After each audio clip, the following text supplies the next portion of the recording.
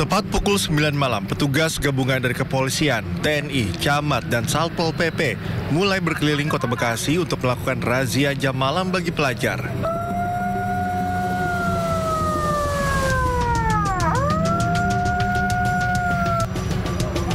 Razia perdana langsung menyisir tempat berkumpul para remaja di 5 kelurahan di Kecamatan Bekasi Barat. Seperti di warnet ini, puluhan pelajar kedapatan masih berkumpul untuk bermain game online, padahal waktu sudah menunjukkan pukul 10 malam. Selain mensosialisasikan aturan jam malam, petugas juga mengimbau agar mereka tidak berada di luar rumah selepas pukul 9 malam.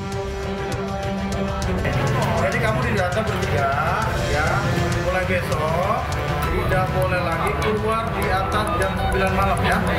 Jadi kamu... Setelah didata, para pelajar ini diminta pulang.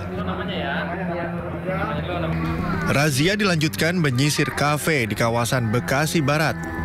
Di lokasi ini, petugas tidak menemukan pelajar yang masih di luar rumah selepas pukul 9 malam. Menjelang tengah malam, petugas menemukan sejumlah pelajar yang masih berkumpul di luar rumah. Setelah diberi arahan tentang aturan jam malam, petugas meminta mereka untuk pulang ke rumah masing-masing.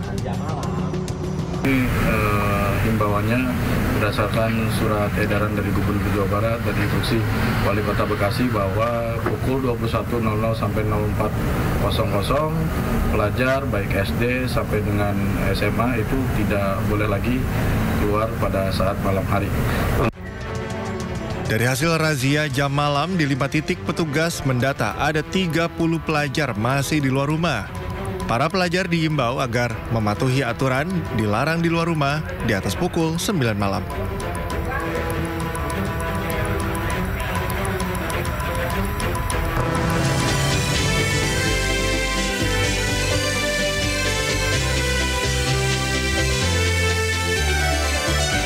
Halo pemirsa, halo Sabrina. Halo Nata, halo juga pemirsa. Oke. Bagaimana kabarnya pagi ini Nata? Baik banget, tapi ini ada sesuatu yang sangat menyedihkan ya. Karena di saat Hari Raya Idul Adha yang seharusnya menjadi momen sukacita, justru ini malah berbanding terbalik alias menjadi duka. Karena warga ya, di penjaringan Jakarta Utara ya. Betul banget, karena sebanyak 3.200 keluarga atau warga ini harus mengungsi akibat kebakaran yang terjadi pada tanggal 6 atau ketika pelaksanaan Idul Adha berlangsung. Rencananya Presiden Prabowo Subianto juga akan mengunjungi warga yang berada di sana ya. Iya, dan memang ini kalau kita lihat berdasarkan data kawasan Jakarta Utara, terutama Penjaringan, Cilincing, ini sering banget terjadi kebakaran. Kemudian untuk kebakaran sendiri ini sekitar 3 hektar, ini luasnya, dan juga untuk kerugian mencapai 8 miliar rupiah, Sabrina. Semoga dengan adanya musibah ini juga menjadi perhatian dari pemerintah daerah dan juga pemerintah pusat ini untuk mengatasi dan juga memberikan bantuan bagi para korban kebakaran. Betul, dan kita akan membahasnya dalam program Sindo Today, program yang hadirkan informasi-informasi terhangat hari ini bersama saya Nata Arman. Dan saya Sabrina Sila. Dan sebelum mulai seluruh rangkaian Sindo Today hari ini, redaksi kami telah menyiapkan 3 berita pilihan. Ini dia.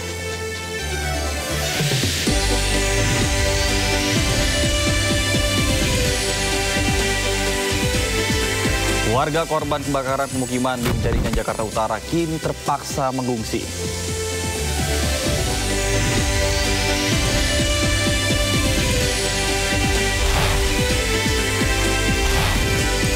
Usai berhasil menekuk Cina, Presiden Prabowo hadiahkan para pemain timnas jam tangan mewah.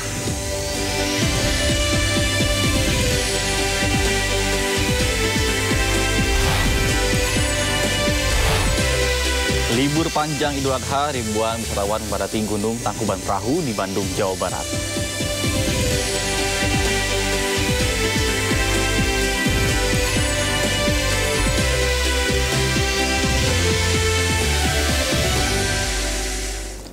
Kita awali informasi Sindo Today dari jenazah korban kebrutalan kelompok kriminal bersenjata di Papua disambut histeris keluarga di Purwakarta, Jawa Barat. Korban dan seorang rekannya tewas ditembak KKB saat sedang mengerjakan pembangunan gereja di Kabupaten Jayawijaya.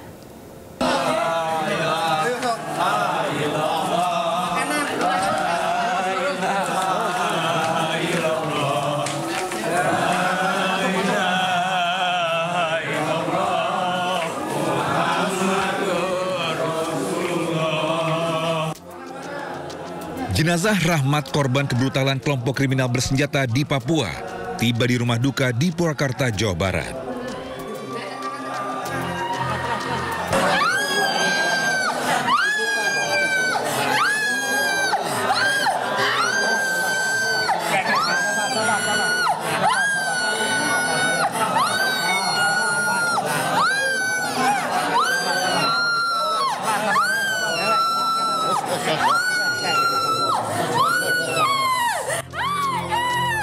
Istri korban menangis histeris, tak kuasa menyaksikan suami tercinta pulang dari kondisi tak bernyawa.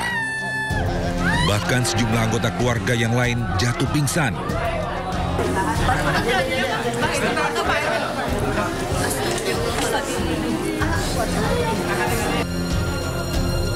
Berdasarkan permintaan keluarga, peti mati sempat dibongkar untuk diperiksa. Kemudian jenazah korban dikebumikan Jumat pagi usai sholat Idul Adha. Sesuai dengan pemeriksaan tadi sudah dicek keberadaannya, katanya bisa untuk dimandikan lagi, insya Allah. Dan untuk pemakamannya besok. Tadi tiba jam berapa? Tadi tiba sekitar jam 11-an ya. 11. Sebelumnya, 2 pekerja bangunan tewas diserang KKB di Kabupaten Jayawijaya, Papua Pegunungan. Keduanya diserang saat sedang membangun gereja. Kedua korban sempat kabur, namun kelompok brutal anak buah Egyanus Kogoya menembak kedua korban hingga tewas. Kini polisi masih mendalami kasus ini dan memburu para pelaku. Dari Purwakarta, Jawa Barat, Irwan, iNews melaporkan. Pemirsa, seorang kurir narkoba yang membawa 2 kg sabu diringkus tim Res Narkoba Polres Pelabuhan Belawan di kawasan pintu keluar tol Amplas, Kota Medan. Pelaku menyembunyikan barang haram tersebut dalam kotak teh Cina.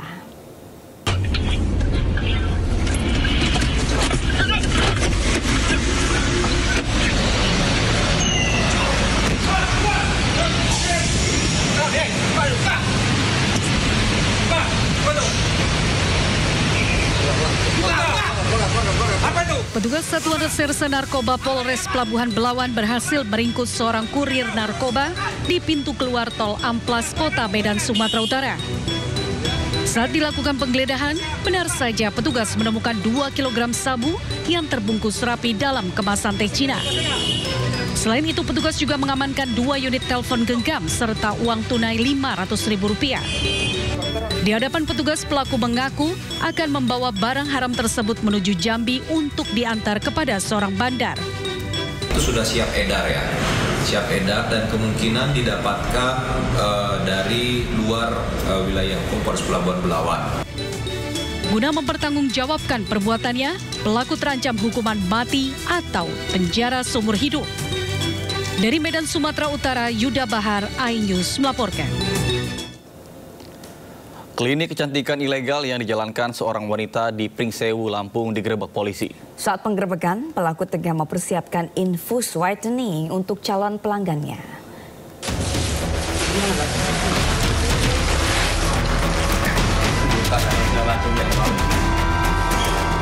Satuan Reserse Kriminal Polres Pringsewu, Lampung menggerebek klinik estetika di Jalan Satria, Kelurahan Pringsewu Barat. Polisi menyita ratusan cairan vitamin, infus whitening, dan produk kecantikan lainnya. Praktik klinik kecantikan ilegal yang dijalankan seorang perempuan berinisial CP yang berpendidikan sebagai seorang perawat berlangsung sejak tahun 2023. Pelaku mempromosikan jasanya melalui akun Instagram @paramita-estetik. Antara lain untuk infus whitening, botox, dan injeksi pembesar payudara. Sementara tarif yang dikenakan mulai dari Rp150.000 hingga Rp2,5 juta. Saat digerebek, CP tengah mempersiapkan peralatan medis untuk pelanggan yang akan melakukan infus whitening. Untuk saat ini terkait penerapan pasal seperti disampaikan Kapolres, itu kita fokus di penyediaan informasi yang tanpa izin, lalu melakukan kegiatan tidak sesuai dengan kompetensi. Pelaku dijerat pasal berlapis tentang kesehatan dengan ancaman penjara maksimal 12 tahun atau denda hingga Rp5 miliar. Dari Pringsewu, Lampung, Indra Siregar melaporkan. Informasi lainnya pemirsa, pasca kebakaran di Kapuk Muara Penjaringan Jakarta Utara, warga mengais sisa barang dari rumah mereka yang terbakar. Warga berharap barang tersebut laku terjual ke lapak barang bekas demi bisa menyambung hidup.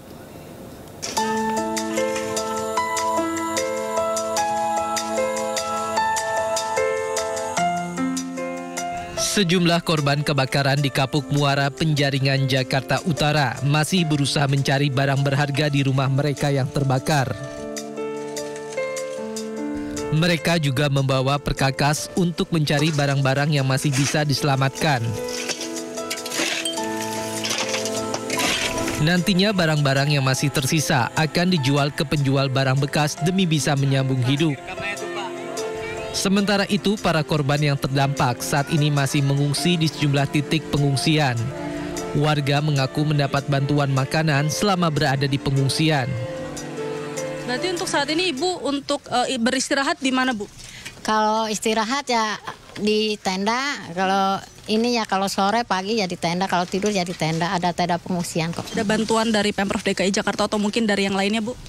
Alhamdulillah kalau makanan sudah ada, kalau makanan minuman ada. Itu cuma segitu adanya. Iya.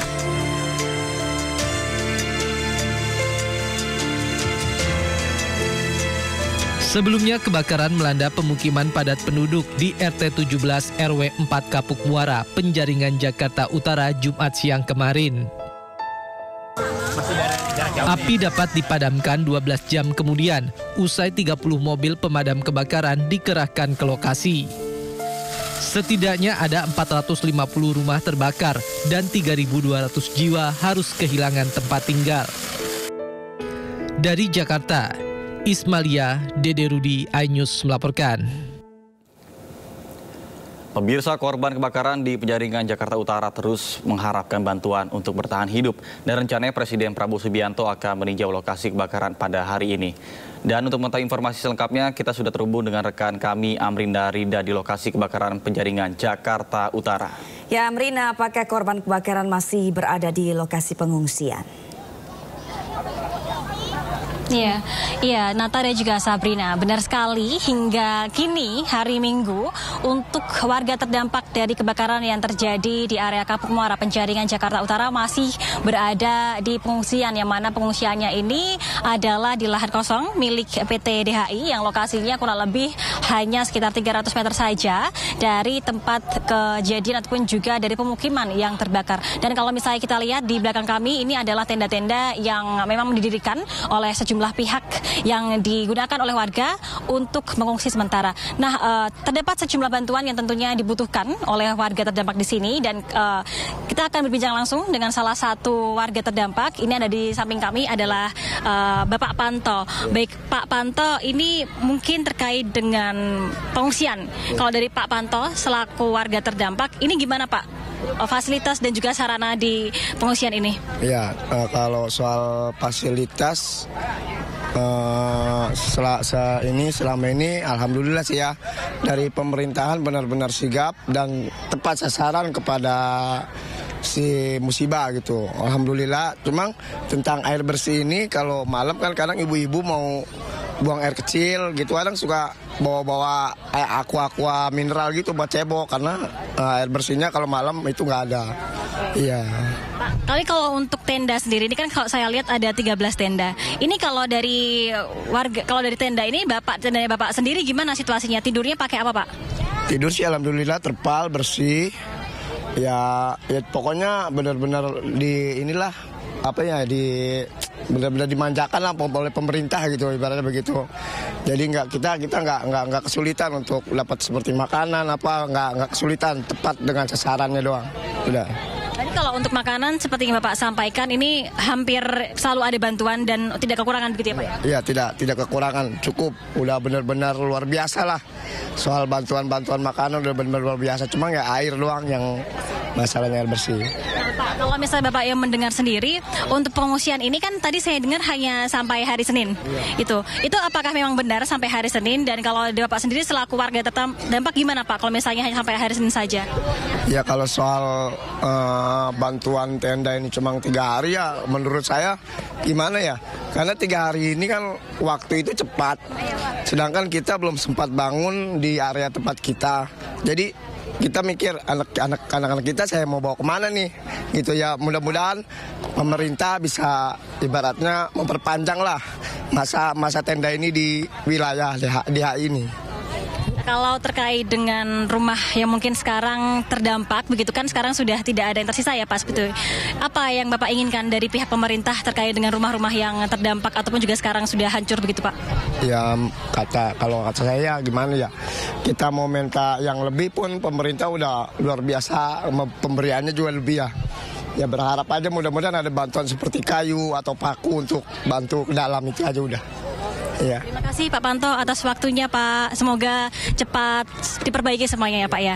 Baik. Nah Nata dan juga Sabrina, tadi seperti yang mungkin sudah kita dengar dari Pak Panto bahwa memang sebenarnya kalau untuk bantuan-bantuan berupa logistik makanan lalu juga sandang ini memang kalau kami melihat situasinya di sini dari warga mendapatkan banyak bantuan makanan begitu ya. Karena untuk bantuan makanan berupa air mineral lalu juga makanan-makanan berat ini memang tersedia dan banyak sejumlah donatur yang datang kemari untuk memberikan bantuan-bantuan tersebut. Satu yang perlu di-highlight adalah akses air bersih. Tadi secara jelas juga Pak Panto ataupun warga terdampak menyampaikan bahwa untuk toilet di sini adalah toilet portable. Sehingga untuk air bersihnya memang kadang kala ini kurang untuk bisa mencukupi kebutuhan dari kurang lebih ada 1.900 warga yang mengungsi di area ini. Sehingga mereka mengharapkan nanti ada bantuan yang lebih lagi berupa bantuan toilet ataupun juga akses air bersih yang menjadi salah satu kebutuhan utama bagi mereka. Dan kalau kami melihat juga di sini kurang lebih ada 13 tenda yang didirikan oleh sejumlah stakeholder dari BPBD, Dinas Sosial, Basnas dan juga dari stakeholder lainnya. Namun memang seperti yang tadi disampaikan juga oleh salah satu warga Pak Panto tadi bahwa informasinya untuk tenda ataupun juga pengungsian ini hanya diperbolehkan sampai hari Senin saja dikarenakan dari pemilik lahan yakni informasinya dari PT DHI sendiri memang membatasi waktu hingga hari Senin sehingga mereka mengharapkan nanti ada diskusi begitu ya sehingga pengungsian ini bisa diperpanjang hingga 1 minggu ke depan sehingga nanti warga-warga sendiri atau warga-warga di sini bisa punya waktu untuk membangun tempat-tempat sementara di rumah-rumah mereka terlebih dahulu sebelum pada akhirnya mereka bisa pindah ke sana. Nah kalau misalnya kami mendapatkan informasi juga bagi pemirsa ataupun juga bagi para masyarakat di luar sana yang ingin memberikan bantuan ini bisa langsung datang ke area di Kapuk Muara yang ini merupakan di dalam area Duta Harapan Indah dan bisa memberikan langsung bantuan-bantuan berupa logistik, sandang, pangan yang tentunya sangat berguna bagi warga terdampak di sini. Sementara demikian Nata dan Sabrina. Baik, Amrina, terkait dengan informasi apakah Presiden Prabowo Subianto jadi untuk berkunjung di sana dan jam berapa kira-kira Presiden akan tiba di lokasi, Amrina? Iya, Nata dan juga Sabrina, sejauh ini untuk warga-warga di sini sebenarnya belum mendengar ada informasi bahwa untuk Presiden Prabowo Subianto akan datang kemari begitu ya. Justru kalau yang didengar oleh warga nanti memang nanti sekitar jam 9 atau jam 10 akan datang Gubernur Jakarta yakni Pramono Anung yang akan meninjau langsung TKP ataupun juga tempat kejadian kebakaran dan juga dari meninjau langsung pemukiman ataupun juga pengungsian dari warga-warga di sini. Nah, tentunya sebenarnya kalau dari warga di sini memang mengharapkan adanya peninjauan langsung dari tokoh-tokoh masyarakat dan juga dari para gubernur ataupun juga dari tokoh-tokoh publik lainnya mengingat mereka memang banyak sekali yang ingin mereka sampaikan ke pihak pemerintah di antaranya tadi seperti akses toilet, lalu juga akses air bersih dan juga perpanjangan terkait dengan waktu tempat pengungsian ini. Nanti kita akan lihat bersama Nata dan juga Sabrina apakah Presiden Prabowo Subianto atau mungkin Gubernur Jakarta Pramono Anung akan langsung meninjau tempat kejadian kebakaran ataupun juga pengungsian di sini. Nata, Sabrina. Baik, terima kasih Amrina Rida melaporkan langsung dari Penjaringan Jakarta Utara. Selamat bertugas kembali dan hati-hati. Informasi lainnya pemirsa, Fakultas Ekonomi Bisnis Universitas Lampung mengakui ada kelalaian pelaksanaan Diksar organisasi pencinta lingkungan hingga menewaskan Pratama Wijaya. Pihak Unila membekukan aktivitas organisasi tersebut. Polisi juga mulai memanggil sejumlah saksi.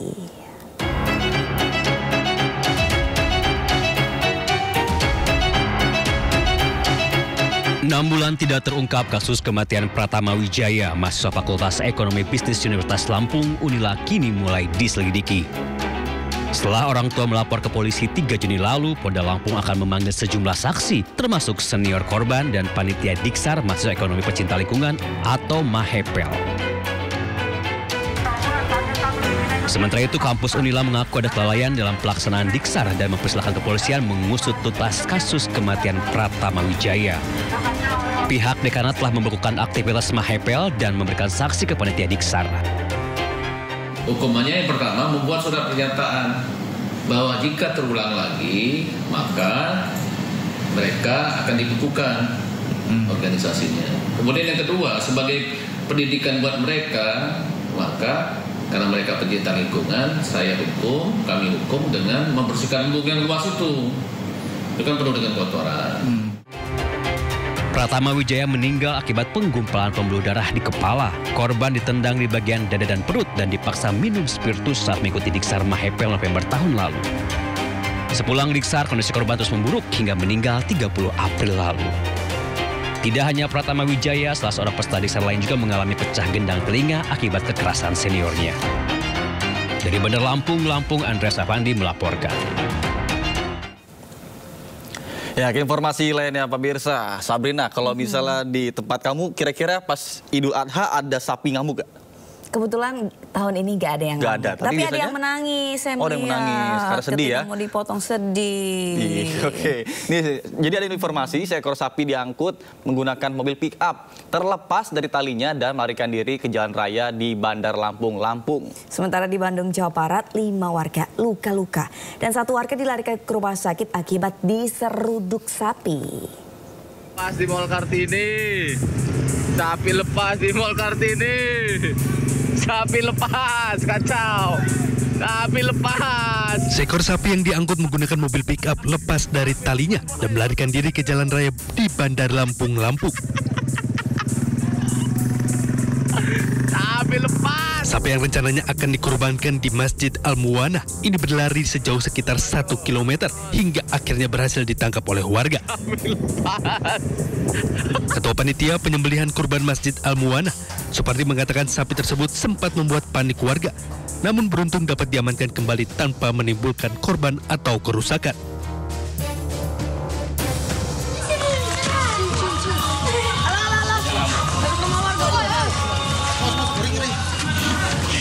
Sementara di Serang, Banten, seekor sapi berontak ketika akan dibawa ke lokasi penyembelihan. Panitia kewalahan menenangkan sapi yang berontak hingga terjatuh tersungkur akibat ditarik tali pengikat sapi. Sapi ngamuk tersebut sempat masuk ke dalam gedung Gerindra dan merusak barang-barang yang ada di dalamnya. Meski sempat terjadi kepanikan, tidak ada korban luka serius dalam insiden tersebut.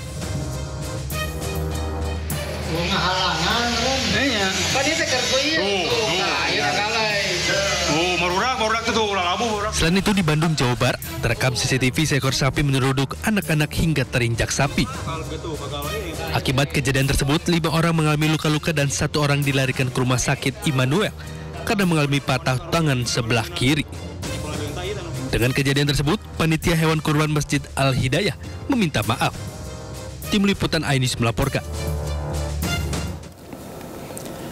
Pemirsa, demi daging kurban, ribuan warga di kawasan Pasar Induk Kramat Jati, Jakarta Timur rela antri hujan-hujanan. Daging kurban dibagikan kepada 5.000 warga sekitar.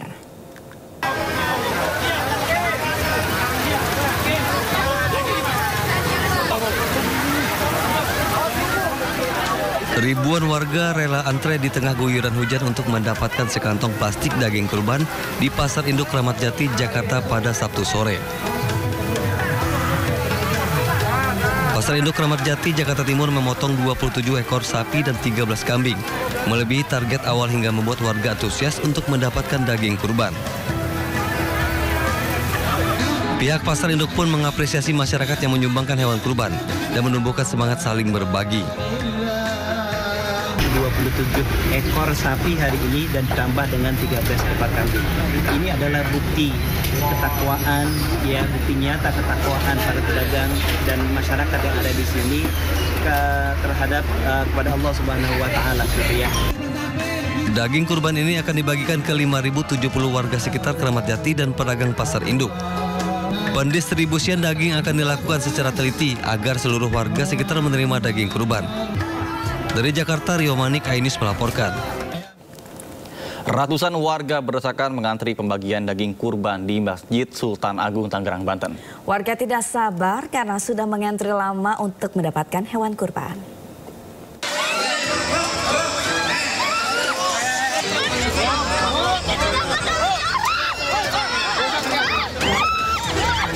Ratusan warga yang mayoritas ibu-ibu ini sampai berteriak histeris saat berdesakan mendapatkan daging kurban di Masjid Sultan Agung Cibodas, Kota Tangerang kemarin.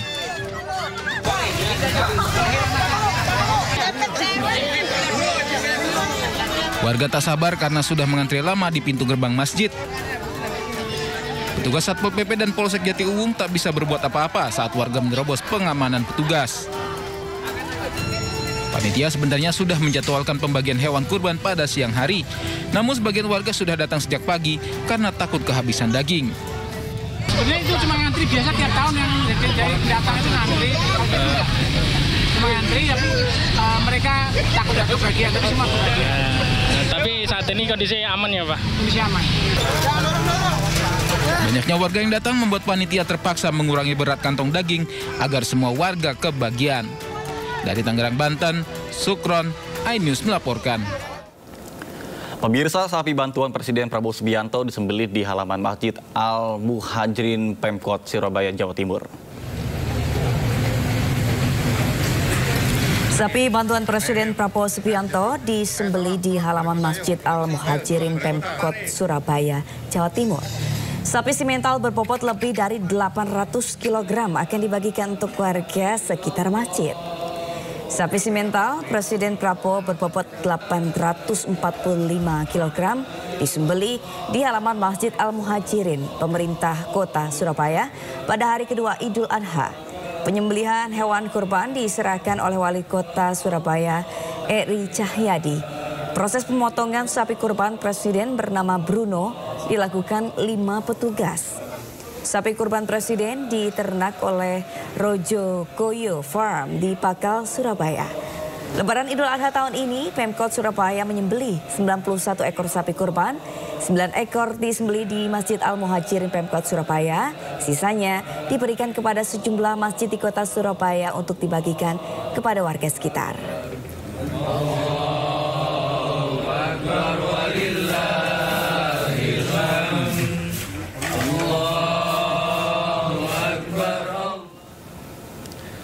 Sementara Timnas Indonesia menyerahkan hewan kurban sapi ke Masjid Jami Albina, Senayan, Jakarta.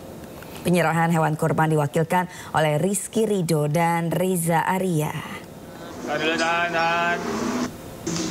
Sapi jenis limosin dengan berat sekitar 700 kg diserahkan oleh Timnas dan Sekjen PSSI Yunus Nusi. Sapi diserahkan sebagai bentuk rasa syukur dan doa atas kemenangan Timnas Indonesia melawan Cina. Sapi Timnas ini rencananya akan dipotong pada hari ini. Tahan.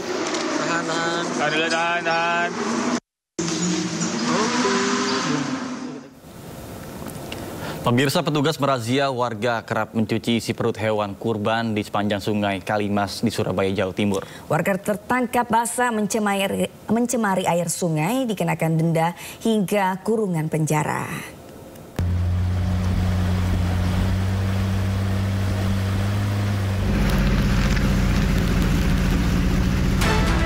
Petugas berpatroli di sepanjang Sungai Kalimas, Surabaya dan menemukan sejumlah aktivitas warga yang sedang mencuci isi perut dan limbah kotoran hewan kurban. Petugas tidak henti-hentinya memberikan imbauan untuk tidak mencemari air.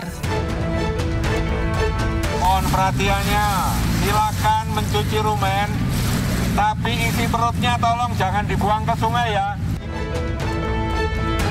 Namun meski didatangi petugas, warga masih tetap nekat membuang secara terang-terangan limbah di Sungai Kalimas.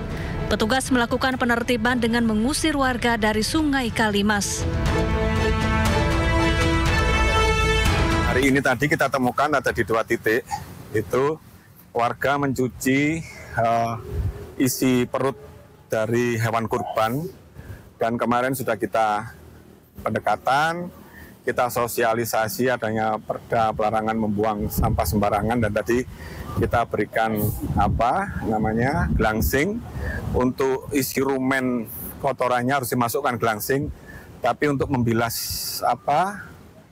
noda-noda yang ada di itunya bolehlah di sungai untuk membilas noda-nodanya, tapi untuk kotorannya itu wajib untuk dimasukkan ke dalam glangsing yang kita bagikan tadi. Hingga 3 hari ke depan, petugas masih berpatroli. Bagi warga yang kedapatan membuang isi perut dan limbah kotoran hewan di sungai, akan dikenakan perda tentang pengelolaan sampah dan kebersihan dengan sanksi tindak pidana. Dari Surabaya, Jawa Timur, Rahmat Ilyasan, iNews melaporkan. Kapolres Boalemo Gorontalo AKBP Sigit Rahayudi adu mulut dengan penambang emas ilegal. Informasinya usai jeda di Sindo Today.